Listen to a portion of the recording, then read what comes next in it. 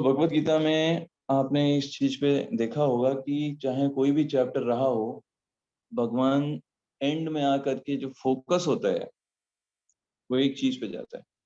क्या कि कैसे हमको भगवान कृष्ण को समर्पण करना है, उनकी शरण में जाना है। तो एक ही श्लोक याद आता है कि दैवी हेषा गुणमयी मम माया दुरत्या मामेव ये प्रपद्यन्ते माया मेताम तरन्ते। कि भगवान की माया शक्ति बहुत प्रबल है, बट अगर हम भगवान की शरण में जाएंगे तो माया शक्ति से भी हम पार पा सकते हैं। बट वो शरण में कैसे जाना है, भगवान हर अध्याय में इस पे एम्फेसिस करते हैं। तो अगर हम देखें 17 चैप्टर में भी, तो भगवान ने अंत में इसी चीज पे एम्फेसिस किया कि कैसे ओम तत्सत बोल करके हमें हर एक कार्य को भगवान के लिए करना है, भगवान का मान कर करना है। अगर ऐसा नहीं करेंगे तो उसके रिएक्शंस आए, लेकिन अगर हम भगवान के लिए करेंगे तो तीनों गुणों से वो ऊपर उठ जाएगा और अपने आप ही वो डिवाइन होने के कारण हमको कर्म फलों से मुक्त कर देगा। और हम संसार में फंसे हुए हैं अपने कर्म फलों के कारण। कर्म फल होते हैं वही हमको नया शरीर प्रदान करते हैं, अनेक शरीर लेते रहते हैं। तो भगवान यहाँ पर 18 चैप्टर में स्टार्ट करेंगे सारांश से, जो भगवान ने ऑलरेडी बताया हुआ है पहले के चैप्टर्स में, उन्हीं को दोबारा भगवान बताएंगे। जैसे आपको याद होगा, भगवान ने कर्म योग सेक्शन में पहले चैप्टर से लेकर के 6 चैप्टर तक भगवान ने इस चीज पे गौर किया था, दिया था, बल दिया था कि कैसे व्यक्ति को काम को नहीं छोड़ना है, कार्यों को नहीं छोड़ना है, बल्कि कार्य के फलों को छोड़ना है। जब हम कोई कार्य इसलिए करते हैं क्योंकि ये मेरा कर्तव्य है और हम उससे अटैच नहीं होते, और तब कोई रिएक्शन नहीं आता है उस कर्म फल का। जैसे मान लीजिए एग्जाम्पल जैसा अभी मैंने लिया था कि एक माता पिता है, तो भाई माता पिता हैं तो उनका क्या ड्यूटी है, उनकी ड्यूटी है कि अपने बच्चों को एक अच्छा एनवायरनमेंट दें, अच्छी अपॉर्चुनिटी दें कृष्ण भावनामृत की को लेने की, और अच्छे से उनको जो मटेरियल नीड्स हैं, ये माता पिता का कर्तव्य है कि वो प्रदान करे अपने बच्चों को। लेकिन अटैच्ड हो जाना कि मैं कर रहा हूँ तो उसका रिजल्ट आना चाहिए, या मेरा बच्चा मेरे तरीके से ही वर्क करना चाहिए, ये आसक्ति जो होती है ये कर्म फल को जनरेट करती है। अगर हम अपने कार्यों को 100% कर रहे हैं, चाहे वो कोई भी चीज हो, चाहे आपका वर्क हो, आप गृहस्थ हो, आपका रिलेशनशिप्स हो, संबंधी हो, अगर आप अपना 100% दे रहे हो, अपना बेस्ट दे रहे हो, और आप इससे अटैच नहीं हो कि उसका रिजल्ट क्या आएगा, या फिर तो फिर उसका कर्म फल नहीं लगता है। जब हम रिजल्ट से अटैच होते हैं या फिर अपने आप को डूअर मान करके कार्य करते हैं कि मैं ही सारे कार्यों को कर रहा हूँ, मुझे फल मिलना ही मिलना चाहिए, समस्या वहां पर आती है। तो भगवान इस सेक्शन को सबसे पहले बताने वाले हैं, ये आज हमारा मेन है। भगवान इन पहले श्लोक से लेकर के 12वें श्लोक तक भगवान बताएंगे चैप्टर 1 से लेकर के चैप्टर 6 तक, जो भगवान ने निष्काम कर्म के बारे में बताया है। आपने आपको याद होगा, हमने बताया था कि फर्स्ट से 6 चैप्टर्स वो है कर्म योगा, 7 से 12 चैप्टर्स हैं भक्ति योगा, एंड 13 से 18 चैप्टर्स हैं ज्ञान योगा। तो भगवान ने जो फर्स्ट चैप्टर से लेके 6 चैप्टर तक जो कर्म योग बताया था, भगवान इन 12 श्लोकों में उस कर्म योग को पर ही बल देंगे, है ना। वो ये बताएंगे कैसे एक असली सन्यासी जो होता है वो क्रियाओं को नहीं त्यागता है, बल्कि उन क्रियाओं के कर्म फलों को त्याग देता है। ये असली सन्यासी। ये भगवान इस चीज पर, यही कर्मयोग का मेन सिद्धांत है। कर्मयोग का मतलब क्या है, व्यक्ति कर्म का त्याग नहीं कर रहा है, बल्कि उस कर्म के फलों का त्याग कर रहा है। वो बोलेगा इस कर्म से जो भी हमको फल मिलेगा उसको मैं नहीं भोगूंगा, वो मैं भगवान के लिए उसको यूज करूंगा, चाहे जो भी वो कर्मफल प्राप्त हो। तो वो उस कर्मफल को स्वयं नहीं भोग रहा है, इसलिए वो एक प्रकार से सन्यासी ही है। भले वो कार्य कर रहा है, लेकिन वो कार्य करता हुआ भी सन्यासी है, क्योंकि वो कार्यों को किसके लिए कर रहा है, भगवान के लिए कर रहा है।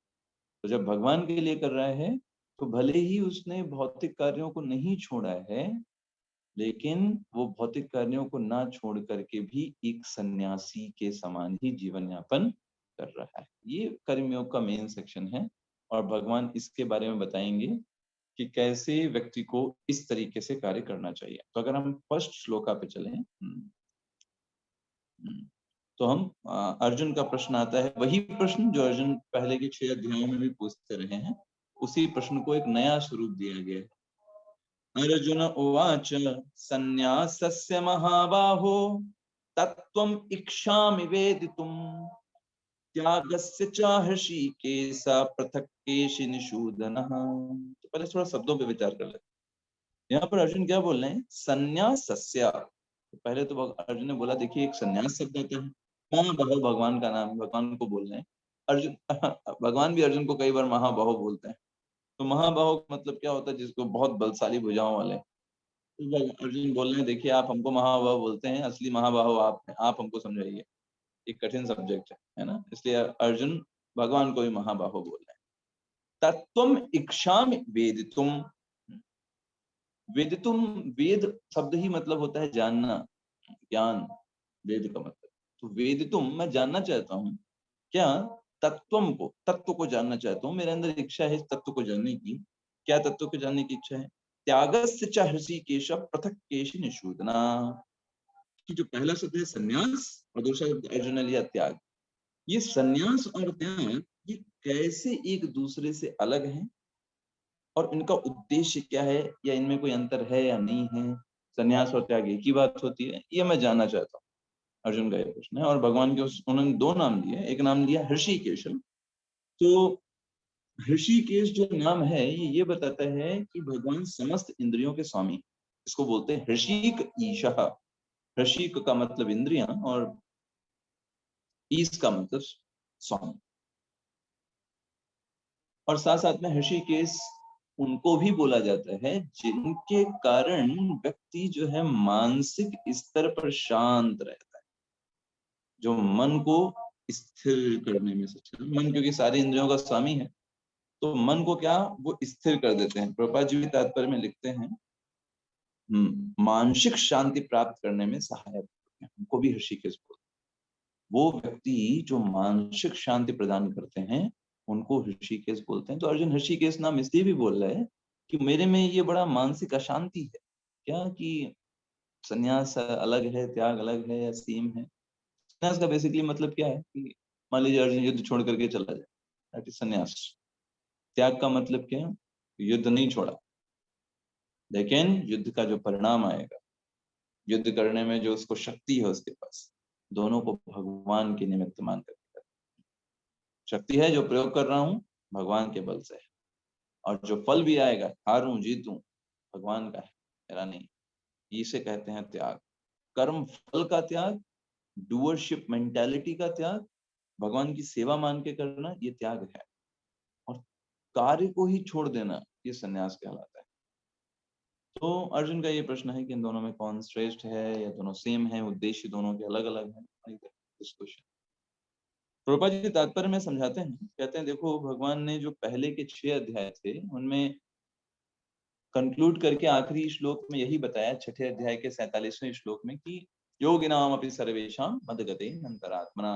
वो योगी सर्वश्रेष्ठ है जो भगवान की भक्ति करते हैं। अगर बीच के 6 चैप्टर्स देखें तो वो तो पूरी तरीके से भक्ति योगी है ना, वो भगवान की भक्ति को ही हमेशा एम्फेसिस करते हैं। और अगर लास्ट के 6 चैप्टर्स देखें, अगर आप 13 जो हम अभी पढ़ रहे हैं, उसमें यही चीज बार बार बताई गई है कि कैसे हम सारे कार्यों को भगवान के निमित्त करें और भगवान की शरण में जाएं। जैसे अगर आप लास्ट चैप्टर को देखो तो कंक्लूड कहाँ पे हुआ? ओम तत्सत, कि ओम तत्सत बोलो और सारे कार्यों को भगवान विष्णु के लिए करो, स्वयं को कर्ता मत मानो, स्वयं को फल मत दो। ये भगवान 17 चैप्टर में एंड में कंक्लूड करते हैं। प्रभुपाद जी यही समझा रहे हैं इसमें, आप पढ़ेंगे तात्पर्य तो यही प्रभुपाद जी बोल रहे हैं कि कैसे कैसे हमेशा हमें कार्यों को भगवान के लिए करना है, ये सीखना है, ये कला है। योगः कर्मसु कौशलम, ये क्या है? कर्म करने का कौशल। तो कुल मिला करके हमेशा इसको स्टैब्लिश किया गया है कि भगवान की सेवा जो है वो जीवन का वास्तविक लक्ष्य है। अगर कोई पूछे आप पूरा मनुष्य जीवन जी रहे हो, आपको क्या प्राप्त करना है? क्या किसके लिए मेहनत कर रहे हो? क्या है क्या जिसके लिए आप प्रयास कर रहे हो? लक्ष्य क्या है? तो हमारा लक्ष्य यही है, भगवान की सेवा। तो भगवान की सेवा से क्या होगा? भगवान की जब सेवा होगी, तो हम रिकॉग्नाइज़ किए जाएँगे भगवान के द्वारा। तो उससे क्या होगा? रिकॉग्नाइज़ जब होंगे, तो फिर हमें कृपा प्राप्त हो सकती है। इसके लिए अच्युत मुंडू एक अच्छा बताते हैं एग्ज़ाम्पल, जैसे आप कभी-कभी कार से जा रहे हो और अचानक से एक बच्चा आता है, वो कार पर पानी डाल कर के शीशे पर और साफ करने लगता है, सेवा करने लगा। आपको ज़रूरत नहीं, बट उसने किया। तो जब वो ऐसा करता है, तो वो रिकॉग्नाइज़ हो जाता है। आपकी आँखों में आ जाएगा, अरे यार इसने कुछ तो किया है, साफ किया। वो माँगेगा। तो इन कंपैरिज़न कि दूसरे कोई लोग हैं जिन्होंने कुछ नहीं किया है, उसने कुछ किया तो हम जनरली उसको दे देते हैं। चलो भाई तुमने कुछ किया, ठीक है, ले लो। वैसे ही भगवान को कोई उतना नीड नहीं है कि हमारी सेवाओं की भगवान को कुछ कमी पड़ रही हो, कुछ बचा हो, तो उनको कोई नीड नहीं है। लेकिन हम भगवान को डिवोशनल सर्विस जब देते हैं, भगवान को प्रसन्नता होती है क्योंकि हम उनके अंश हैं। जैसे एक पिता को अच्छा लगता है कि उसके पुत्र जो हैं उससे डिस्कनेक्ट हो गए हों, वो वापस आ जाएँ, ठीक वैसे समझिए। तो डिवोशनल सर्विस जब हम करते हैं, भगवान की कृपा प्राप्त करते हैं, उसे ही शास्त्रों में या सारे इन चैप्टर्स में मुख्य रूप से स्थापित किया गया है। ये चैप्टर 18 भी प्रभुपाद जी बोलते हैं, इसी पॉइंट पर बल देता है कि कैसे जो भगवान की भक्ति है, वो सबसे गुप्त ज्ञान है। अदरवाइज़ लोग भगवत गीता पढ़ते हैं, विद्वान बन जाते हैं, बड़े-बड़े संस्कृत के आचार्य बन जाते हैं भगवत गीता पढ़-पढ़ के। लेकिन जो सबसे गुप्त चीज़ है भगवत गीता की वो यही है कि कैसे भगवान को प्रसन्न किया जाए। डिवोशनल सर्विस कैसे भगवान की सेवा की जाए। है ना? और यही जीवन का उद्देश्य भी है।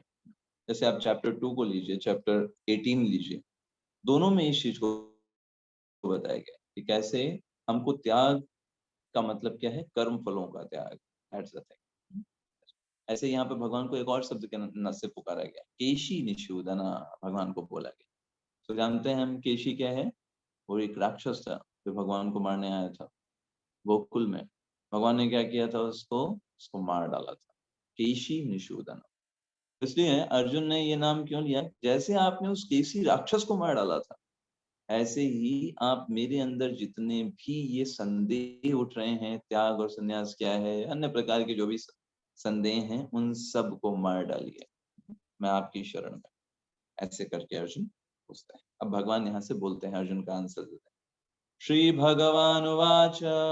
अभी भगवान अपना मत नहीं बता रहे हैं, यहाँ पे ध्यान दीजिएगा। भगवान ने अपना मत यहाँ नहीं बताएंगे, भगवान अभी बता रहे हैं कि लोग क्या कह रहे हैं। काम्यनां कर्मणां न्यासं संन्यासं कवयो विदुः सर्वकर्म फल त्यागं प्राहुस्त्यागं विचक्षणः।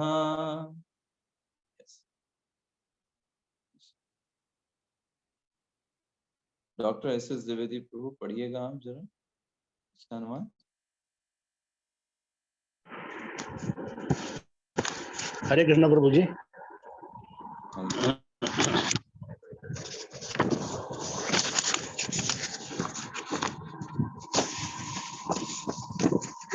हरे कृष्ण प्रभु जी। हरे कृष्ण जी प्रभु जी। भगवान ने कहा, भौतिक इच्छा पर आधारित कर्मों के परित्याग को विद्वान लोग संन्यास कहते हैं और समस्त कर्मों के फल त्याग को बुद्धिमान लोग त्याग कहते हैं। हरे कृष्ण प्रभु। हरे कृष्ण। तो बेसिकली त्याग और संन्यास में अंतर क्या है? जो त्याग है वो कर्म के फलों का होता है, कर्म का त्याग नहीं होता है। संन्यास क्या है उसके बारे में बताते हैं। संन्यास में क्या होता है, वो व्यक्ति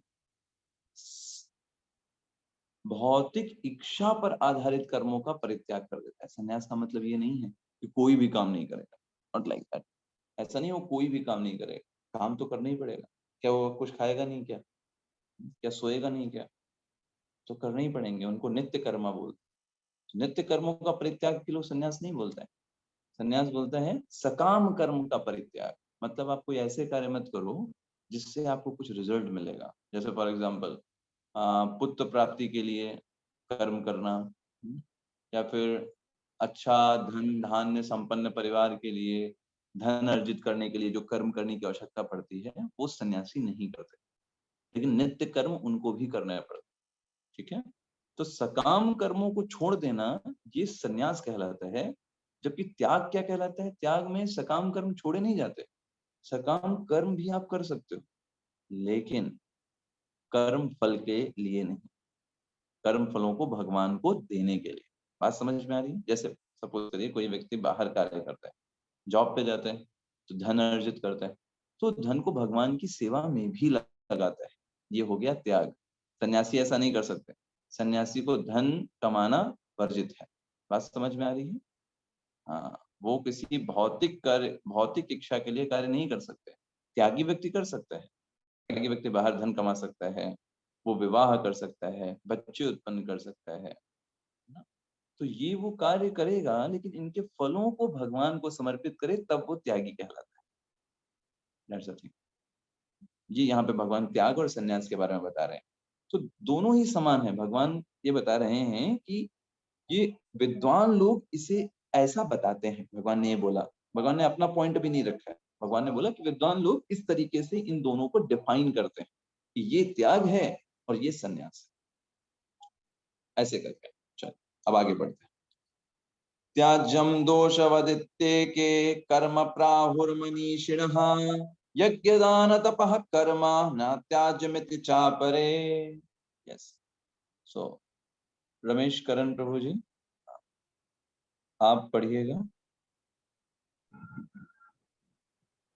हरे कृष्ण प्रभु जी। हरे कृष्ण। कुछ विद्वान घोषित करते हैं कि समस्त प्रकार के सकाम कर्मों को दोषपूर्ण समझकर त्याग देना चाहिए, किंतु अन्य विद्वान मानते हैं कि यह यज्ञ, दान तथा तपस्या के कर्मों को कभी नहीं त्यागना चाहिए। हरे कृष्ण प्रभु। तो भगवान बता रहे हैं कैसे विद्वानों में भी ये तर्क वितर्क का विषय कि कुछ विद्वान ऐसा मानते हैं कि भाई जो यज्ञ दान तप होते हैं इनको छोड़ देना चाहिए, क्योंकि सकाम कर्म होते हैं। भाई हम कुछ यज्ञ करेंगे, कुछ दान करेंगे तो हमारी इच्छा होगी हमको भी कुछ मिले, तो इसलिए इनको छोड़ ही दो पूरी तरीके से। ऐसा कुछ लोग विद्वान बोलते हैं कि दोषपूर्ण है इसलिए छोड़ दो। और कुछ लोग कहते हैं कि भाई यज्ञ दान तपस्या कुछ भी हो जाए, आप जीवन की किसी भी परिस्थिति में हो, आपको हर परिस्थिति में यज्ञ दान तप जो है वो करते रहना चाहिए। ऐसे करके अलग अलग दो चीजें।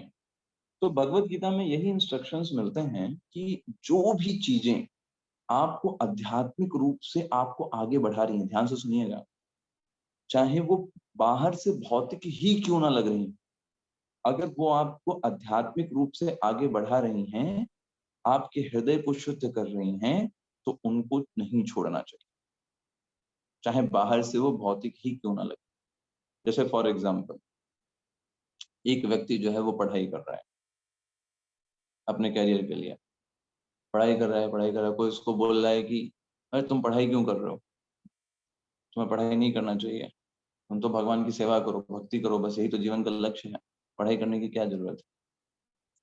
लेकिन बिल्कुल सही बात है, भगवान की भक्ति जो है वो सेवा, वो हमारे जीवन का लक्ष्य है, नो डाउट। लेकिन अगर ये व्यक्ति अच्छे से पढ़ाई नहीं करेगा, अच्छे से स्टडी नहीं करेगा, तो ये इस स्थिति में नहीं है कि ये अभी समझ पाए कि भक्ति मेरे जीवन का लक्ष्य है ना। वो समय है ना, लेवल आते हैं ना। जैसे आप छोटा बच्चा है, 6 महीने का बच्चा है, उसको आप आधा किलो रबड़ी नहीं खिला सकते, नहीं पचा पाएगा वो। वैसे ही जीवन के चीजें होती हैं, फेजेस होते हैं, हर चीज हर व्यक्ति को सही समय पर समझ में आ जाए ऐसा नहीं होता। तो अभी वो व्यक्ति इतना स्ट्रांग नहीं है स्पिरिचुअलिटी में कि इस चीज को समझ पाए कि यही बस मेरे जीवन का लक्ष्य है और बस उसी को आधार पर पूरे जीवन यापन कर पाए। तो उसको मना करना कि तुम पढ़ाई मत करो, या फिर उसको मना करना कि तुम विवाह मत करो, ये तो सब फंस जाओगे, है ना, ये तो माया है ना, इतने सारे लोग फंसे हुए हैं, तुम भी वैसे ही रह जाओगे, तो ये वर्जित किया गया है। आप किसी को मना नहीं कर सकते। ये प्यूरिफाइंग प्रोसेस है, ये शास्त्रों के द्वारा एक विधि है, इसके द्वारा हृदय की शुद्धि होती है ना। तो इसको मना नहीं किया गया शास्त्रों में कि जो है व्यक्ति को इस चीजों को छोड़ देना चाहिए। हाँ, अगर कोई व्यक्ति उस लेवल पर है, उस स्थिति पर है कि उसको आवश्यकता नहीं है ना, तो फिर वो कंटिन्यू कर सकता है। लेकिन मान लीजिए कोई व्यक्ति उसको ऐसा बोले कि नहीं तुमको ये करना ही होगा, तुम यही करो वरना तुम जीवन बेकार हो जाएगा, कोई काम का नहीं रहेगा, ये गलत है, मना किया गया। इससे उसका हृदय शुद्ध नहीं होगा और वो आगे नहीं बढ़ पाएगा, प्रगति नहीं कर पाएगा। इसके विपरीत अगर वो कार्य करे तो फिर वो धीरे-धीरे आध्यात्मिक रूप से प्रगति कर पाएगा। That is the thing. और कुछ चीज़ें जो हैं जिनको मना किया गया है करने को, जैसे जैसे जो चीज़ें हमको सकाम कर्म में ढकेलें। जैसे कोई हमसे बोले कि प्रभु जी, माता जी, आप ये करो आपको स्वर्ग मिलेगा। तो हमें ऐसी चीज़ों के लिए प्रोत्साहन नहीं देना चाहिए। स्वर्ग जाने के लिए या कोई भौतिक जगत में बहुत अच्छा चीज़ प्राप्त करने के लिए, क्योंकि कितना भी प्राप्त कर लीजिए वो कम ही है। हमें ये समझना चाहिए कि जितने में हमको भगवान ने रखा है वो सबसे बेस्ट पोज़ीशन है हमारे लिए। ये फ़ेथ हमको होनी चाहिए। भगवान ने जो हमको दिया है, जितना दिया है वो हमारी बेस्ट पोज़ीशन है। कभी लोभ और लालच नहीं करना चाहिए। हायर प्लैनेट्स को प्राप्त करने के लिए, है ना? आपको अच्छा पुत्र प्राप्त करने के लिए, तो ये नहीं करना चाहिए। भगवान ने जिस तरीके से दिया है, सकाम कर्म फलों के पीछे ना भाग करके ऐसे कार्य फलों को प्रोत्साहन देना चाहिए जो कि हमारे हृदय को शुद्ध करें। हृदय को शुद्ध कर रहे हैं, बाहर से भौतिक भी लग रहे हैं, लेकिन ग्रहण करना चाहिए क्योंकि आपके हृदय को वो शुद्ध करें। दैट्स द थिंग, है ना? जैसे इस शास्त्रों में प्रभुपाद जी यहाँ पे शास्त्रों का एक एग्जाम्पल दे रहे हैं कि देखिए कुछ विद्वान होते हैं शास्त्रों में कहते हैं अरे पशु हत्या जो है वो तो बहुत गलत है, ऐसा नहीं होना चाहिए। और कुछ विद्वान बोलते हैं कि नहीं, अगर यज्ञ हो रहा है तो उसमें पशु बलि चढ़ाई जानी चाहिए क्योंकि पशु बलि जैसे चढ़ाते हैं तुरंत उसको नया जीवन मिल जाता है। अब बताइए कौन सही है दोनों में? ये दोनों सही है, बोथ आर राइट। जो ये कह रहे हैं कि पशु हत्या नहीं करनी चाहिए, बिल्कुल सही बात है। क्यों आप किसी दूसरे पशु की आप हत्या कर रहे हो, है ना? बट जो दूसरा व्यक्ति कह रहे हैं कि जो बलि होती है यज्ञ में, जैसे शास्त्रों में वर्णित है अश्वमेध यज्ञ, तो उन सब में जैसे ही उसकी बलि होती है तुरंत उसको मनुष्य शरीर मिल जाता है, तो हम उसको हायर लाइफ दे रहे हैं, इस भौतिक जगत से निकलने का मौका दे रहे हैं। That is also good.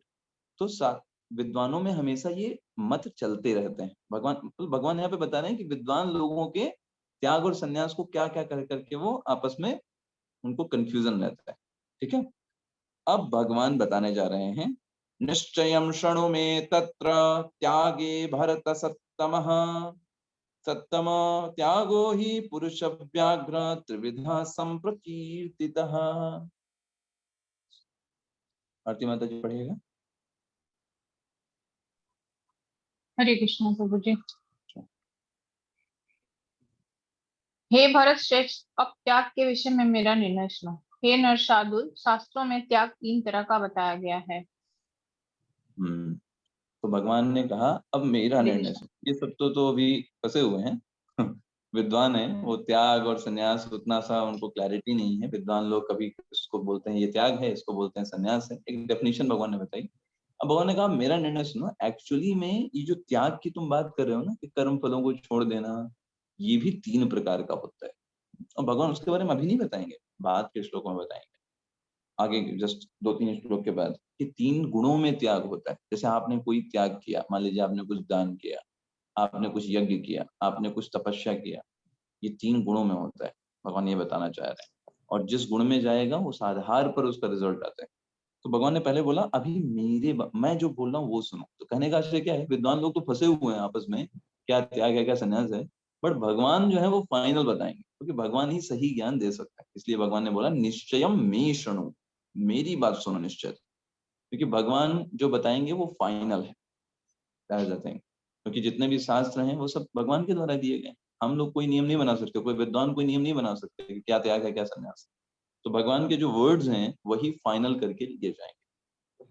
अब भगवान क्या बता रहे हैं, भगवान ने बोला 3, ये इतना बोल दिया, अब इसके बारे में बाद में बताएंगे। अब यहाँ पे दूसरी चीज बता रहे हैं। भगवान कह रहे हैं देखो अर्जुन, यज्ञ दान तपा कर्म ना त्याज्य कार्यमेव तत्।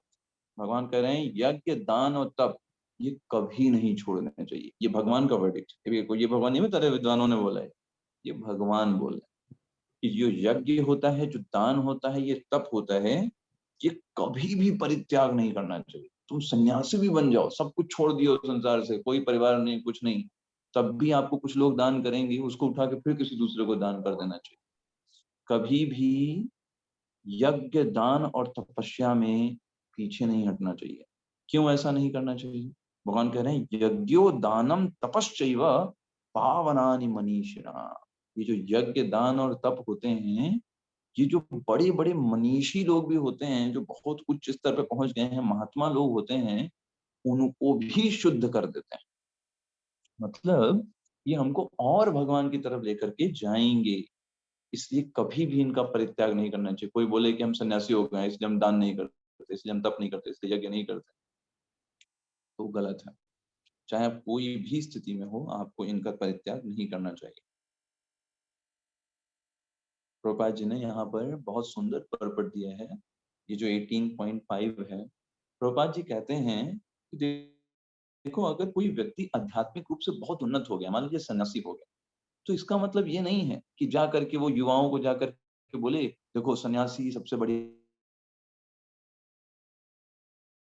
पति बच्चे क्यों झंझट में पड़ रहे हो, ये सब है ना, ये सब झंझट मत पड़ो, बस तुम क्या करो, सब सन्यास ले लो मेरी तरह, है ना। क्या रखा है जीवन में भाई, भाई पत्नी बच्चे, इतना कष्ट झेलोगे, क्या मिलेगा क्या तुमको उसमें। ऐसी बोलने की अनुमति नहीं है, सन्यासी को नहीं बोल सकते। क्यों? प्रभुपाद जी तात्पर्य में लिखते हैं कि उसको ये पता होना चाहिए कि जो ये विवाह यज्ञ होता है, ये भी व्यक्ति को आध्यात्मिक रूप से जीवन में उठाने के लिए, ऐसा नहीं है। विवाह यज्ञ अगर कोई व्यक्ति सही तरीके से उसमें संयमित जीवन जीता है, तो वो भी उसको आध्यात्मिक रूप से ऊपर उठाएगा, क्योंकि उसको मानसिक शांति प्राप्त हो। That's the thing. यहाँ पे प्रभुपाद जी क्या लिखते हैं, क्या एक सन्यासी जिसने अपना पारिवारिक संबंध का त्याग कर दिया है, वो क्या विवाह उत्सव को प्रोत्साहन ना दे? नहीं, भगवान कहते हैं कि कोई भी यज्ञ जो मानव कल्याण के लिए हो रहा है, तो अगर कोई विवाह कर रहा है तो सन्यासी को प्रोत्साहन देना चाहिए। That's good.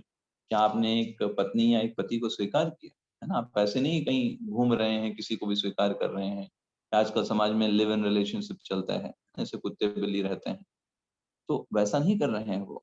उन्होंने एक रिस्पॉन्सिबिलिटी लिया है और उस रिस्पॉन्सिबिलिटी को अच्छे से निभा रहे हैं। तो दैट्स द थिंग, जिससे आध्यात्मिक प्रगति के लिए वह शांत बन सके।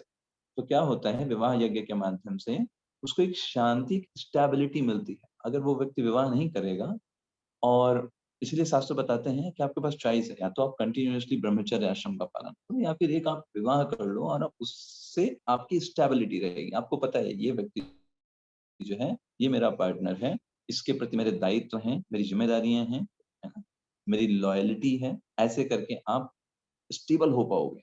अगर ऐसा नहीं करोगे तो फिर आप कुत्ते बिल्लियों की तरह ही घूमते रहोगे। आप सोचोगे ये भी हो सकता है, ये भी हो सकता है, इसको ट्राई करते हैं, उसको ट्राई करते हैं। इस तरीके से आप कैसे आध्यात्मिक रूप से प्रगति कर पाओगे? बेसिकली हम ऐसे समझ सकते हैं। प्रभुपाद जी से लिखते हैं आध्यात्मिक प्रगति के लिए वह शांत बन सके।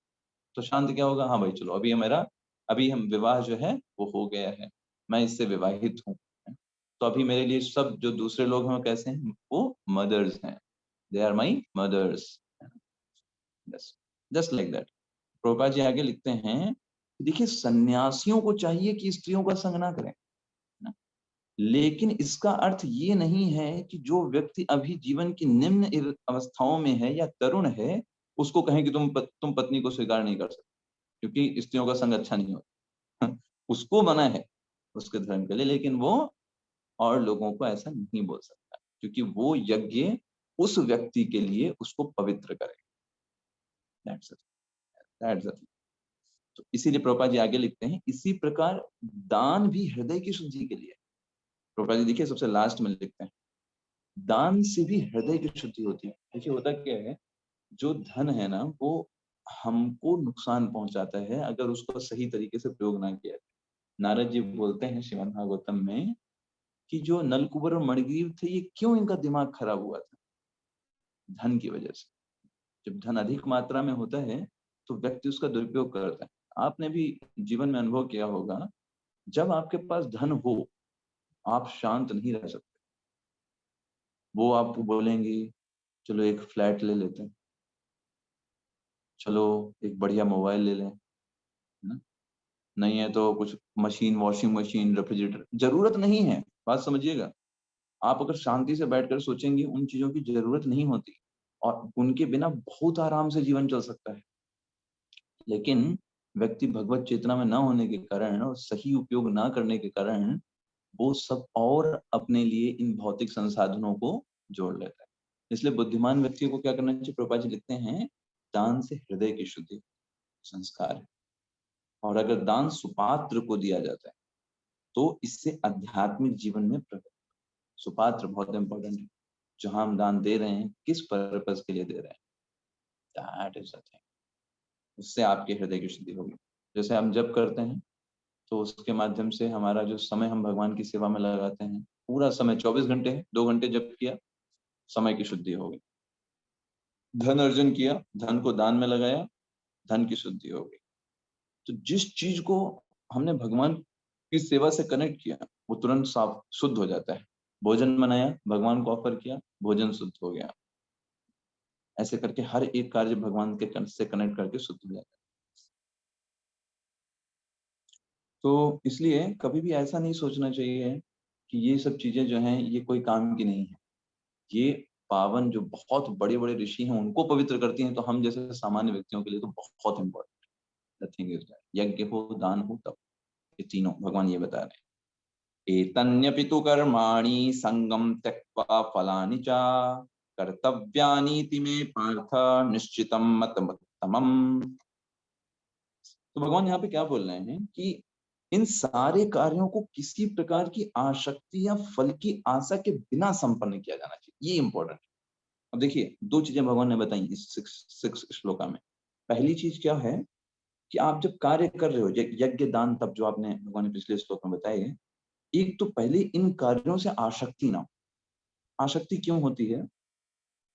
जब हम मानते हैं कि ये मेरा है, ठीक है, जब हम उसमें डूअरशिप मेंटालिटी रखते हैं, जैसे मैंने मेहनत किया, ये आसक्ति हो गई।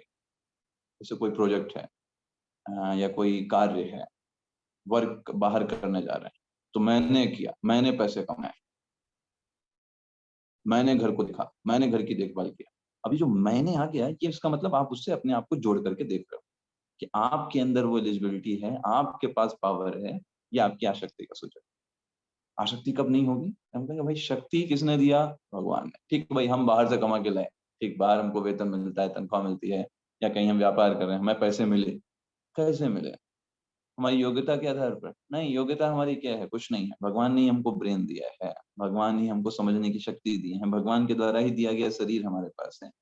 तो ये कार्य किसका हुआ? भगवान का हुआ। तो पहली चीज, जब यज्ञ दान तब कर रहे हैं तो पहली चीज उसमें आसक्ति ना हो। दूसरा, भगवान क्या बोल रहे हैं? फल की आशा के, आई डोंट वांट एनीथिंग, कि हमें उससे कुछ चाहिए, कि मैंने अगर अपने बच्चों को पढ़ाया लिखाया तो उसका मुझे फल चाहिए, कि मेरे बच्चों को मेरा केयर करना चाहिए, मेरे बारे में हमेशा सोचना चाहिए, हमको सबसे आगे रखना चाहिए। नहीं, हमने अपना कार्य किया एज अ ड्यूटी, मेरी ड्यूटी थी। ऐसे ही हमने कहीं दान दिया तो एज अ ड्यूटी, मेरी ड्यूटी है, मैं भगवान का अंश हूँ, भगवान का कोई कार्य है, भगवान की कोई सेवा है, मैं मुझे देना चाहिए। ऐसा नहीं कि हम उसको सोचें कि अरे फिर मुझे क्या मिलेगा इससे, मेरा नाम आएगा कि नहीं आएगा, तो फिर वो गड़बड़ हो जाए। और या फिर आप ऐसे ही किसी भी चीज में देख सकते हो, जब आप अपने कार्य को आप करिए, अपना 100% दीजिए, यही कर्म हो गया ना। Give your 100% and leave the rest. और देते समय सोचिए कि मुझे भगवान ने ये दिया इसलिए मैं कर पा, भगवान की शक्ति है, भगवान ने शुद्ध मानसिकता दिया, भगवान मन में अच्छे विचार ला रहे हैं, कि मेरे अंदर एक इच्छा आ रही है कि मैं भगवान के लिए कुछ कर पा रहा हूँ, जी भगवान की मर्जी है। ऐसा नहीं लोगों के पास धन नहीं है, लोगों के पास शक्ति नहीं है, लोगों के पास समय नहीं है, भरपूर समय होता है, लेकिन कितने लोग भगवान के लिए लगा रहे हैं उस कार्य को, कितने लोग भगवान के लिए धन को लगा रहे हैं, कितने लोग भगवान को समय निकाल रहे हैं भगवान के लिए? बहुत कम। तो भगवान, ये तो भगवान की करुणा है, कि भगवान की कृपा है कि उस समय को या उस धन को, मेरे अंदर ये मानसिकता है कि मैं भगवान की सेवा में लगा पा रहा हूँ, जो उसके वास्तविक मालिक है। उसके लिए और प्रसन्न होना चाहिए, ना कि उसमें फल की आकांक्षा या अपनी आसक्ति को जोड़ना चाहिए कि मेरा था और मुझे इससे कुछ मिलेगा कि नहीं मिलेगा। ये दोनों चीजों को छोड़ना है, भगवान बोलते हैं। और उसे कैसे करना चाहिए? कर्तव्य मान के भगवान बोलते हैं, उसे कर्तव्य मानकर संपन्न किया जाना चाहिए। कोई बोले अरे आप भगवान के लिए क्यों कर रहे हो? अरे इतना समय क्यों दे रहे हो भक्ति में? भाई क्या मिलेगा तुमको? 2 घंटे तुम जप करते हो, फिर ये करते हो, वो करते हो, इतना मंदिर जाते हो, दान करते हो, ये सब क्या मिलेगा? अरे भाई इट्स ड्यूटी है ना, ये मेरी ड्यूटी है, भगवान के लिए मुझे करना है। भगवान के लिए नहीं करेंगे तो क्या समाज के लोगों के लिए करें? मेरी ड्यूटी है, भगवान के लिए मेरी सेवाएं हैं। जैसे माता पिता की सेवा करना मेरी ड्यूटी है। कोई बोले क्यों माता पिता का इतना ध्यान रखते हो? अरे भाई माता पिता है हमारे, क्यों नहीं रखें? बोले क्यों आप अपनी पत्नी अपने पति का इतना ध्यान क्यों रखते हो? अरे भाई ये ड्यूटी है मेरी है ना, मेरी ड्यूटी है, कैसे छोड़ सकते हैं? तो हमारे अंदर कैसे वो ड्यूटीशिप होता है ना कि अरे हाँ भाई ये व्यक्ति जो है हमें ध्यान रखना है, हमें केयर करना है, हमें ध्यान रखना है, माता पिता की सेवा करना है। तो ऐसे ड्यूटी देखते हैं। कोई बोलेगा ऐसा क्यों कर रहे हो, तो हम कहेंगे तुम पागल हो, ऐसा बोलेंगे। तो ऐसे ही भगवान के भी कार्यों को ऐसे ड्यूटी करना चाहिए जब तक प्रेम विकसित नहीं होगा। जब ड्यूटी ड्यूटी करते रहेंगे तो एक दिन प्रेम भी विकसित हो जाएगा। अभी प्रेम नहीं है, ड्यूटी के माध्यम से करें। हमारी ड्यूटी है कि मुझे भगवान के लिए सुबह जब करना है, भगवान के दर्शन करना है, भगवान के लिए सेवाएं करनी है, अपनी शक्ति को लगाना है, ऐसे ड्यूटी।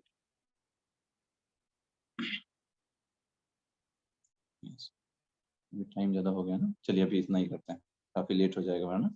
ठीक है, तो आज हम इतना ही करते हैं, फिर 7 श्लोका से हम नेक्स्ट क्लास में। ओके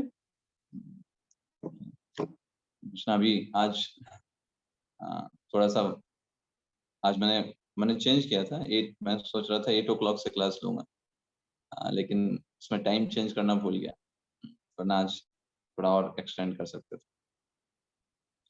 तो फिर हम नेक्स्ट क्लास करेंगे मंडे को, और फिर इसके आगे के श्लोका जो है वो डिस्कस करेंगे।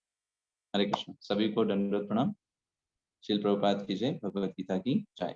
हरे कृष्ण। हरे कृष्णा प्रभु जी। हरे कृष्णा प्रभु जी। दंडवत प्रणाम, धन्यवाद। हरे कृष्ण। हरे कृष्णा प्रभु जी। हरे कृष्ण।